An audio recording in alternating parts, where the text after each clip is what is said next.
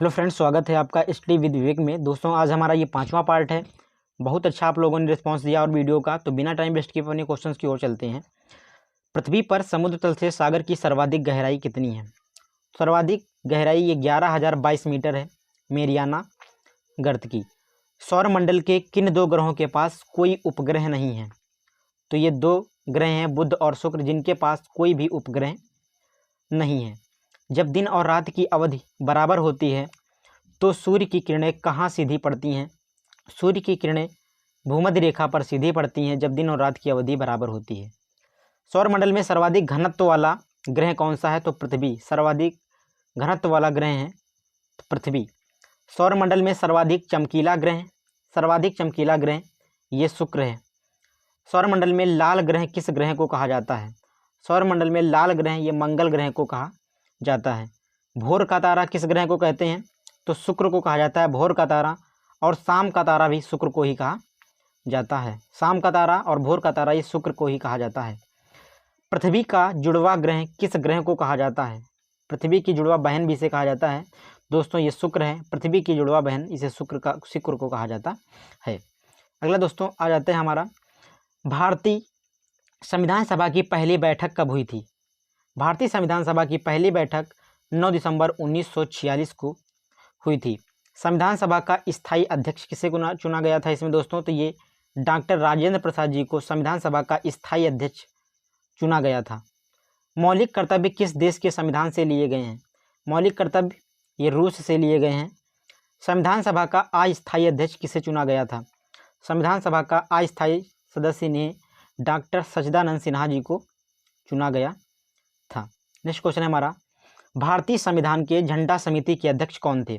भारतीय संविधान के झंडा समिति के अध्यक्ष ये डॉक्टर राजेंद्र प्रसाद थे। वेरी इंपॉर्टेंट क्वेश्चन है दोस्तों, कई बार परीक्षाओं में पूछा गया है। झंडा समिति के अध्यक्ष कौन थे?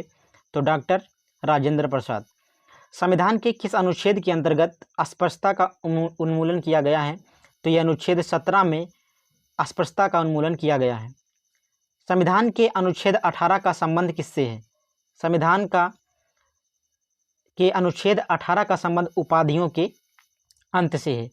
भारतीय संविधान का कौन सा अनुच्छेद विधि के समक्ष समता के अधिकार से संबंधित है? तो यह है अनुच्छेद 14, जो समता विधि के समक्ष समता के अधिकार से संबंधित है। भारत की राष्ट्रपति चुनाव में उत्पन्न विवाद का निपटारा कौन करता है? तो सर्वोच्च न्यायालय करता है भारत के राष्ट्रपति के चुनाव में उत्पन्न विवाद का निपटारा। भारत के राष्ट्रपति को उसके कार्यकाल की समाप्ति से किस प्रक्रिया द्वारा हटाया जा सकता है? तो राष्ट्रपति को महाभियोग द्वारा हटाया जा सकता है। दोस्तों, अगर अभी तक आपने हमारे चैनल को नहीं सब्सक्राइब किया है तो प्लीज़ दोस्तों सब्सक्राइब करें स्टडी विद विवेक को। नेक्स्ट क्वेश्चन है हमारा, भारत के राष्ट्रपति को उसके पद से हटाने का अधिकार किसे प्राप्त है? संसद को प्राप्त है भारत के राष्ट्रपति को उसके पद से हटाने का। भारतीय संविधान के निर्माण में संविधान सभा को कितना समय लगा? 2 वर्ष 11 माह और 18 दिन का संविधान निर्माण करने में समय लगा। भारतीय संविधान के संवैधानिक सलाहकार कौन थे? भारतीय संविधान के संवैधानिक सलाहकार सर BN राव जी थे।